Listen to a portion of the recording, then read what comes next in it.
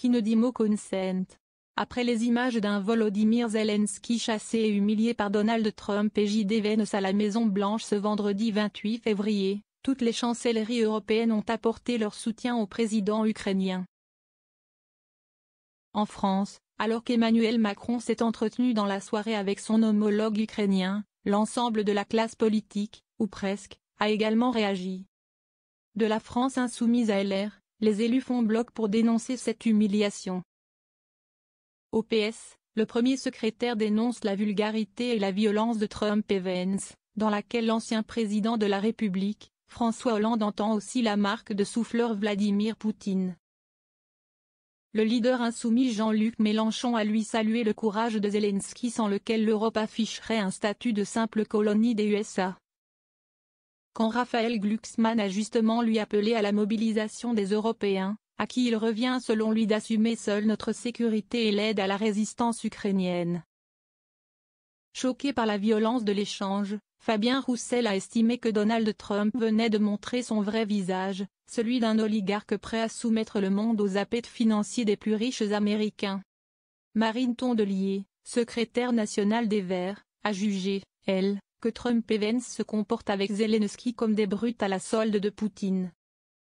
Au sein du socle commun, les cadres du MoDem, d'Horizon et de Renaissance ont également été nombreux à se montrer solidaires aux côtés du président ukrainien. Ce soir, les États-Unis ont perdu le droit de se revendiquer comme les leaders du monde libre, a pensé Gabriel Attal, quand Édouard Philippe estime « l'Ukraine n'a pas été battue, elle est trahie ».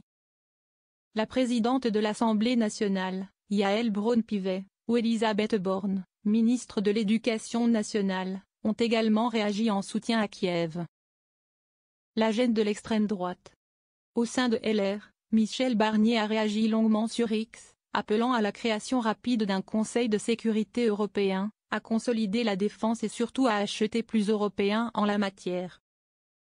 Un écho à la tribune écrite par Laurent Wauquiez dans Le Figaro peu avant et dans laquelle il appelait à réarmement rapide.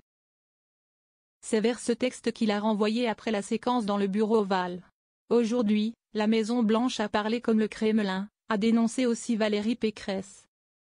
Du côté du Rassemblement national ou de Reconquête, aucun mot ou presque n'a filtré. Seul Bruno Gollnisch s'est fendu d'un tweet, se disant outré par la brutalité et la grossièreté de Trump et Vance. Une position vraisemblablement isolée alors que Jordan Bardella, qui s'est rendu au grand raout conservateur américain de Washington avec Donald Trump, Elon Musk, ou encore Steve Bannon, n'a pas réagi. En déplacement au Salon de l'Agriculture, Marine Le Pen a évoqué des frictions, des mots durs, comme des choses assez normales qui d'habitude arrivent en coulisses. L'élu RN évoquant essentiellement une stupéfaction médiatique. Et d'estimer, tout en dénonçant le massacre en cours en Ukraine, que ceux qui disent que les États-Unis ne sont pas des alliés ne sont pas raisonnables.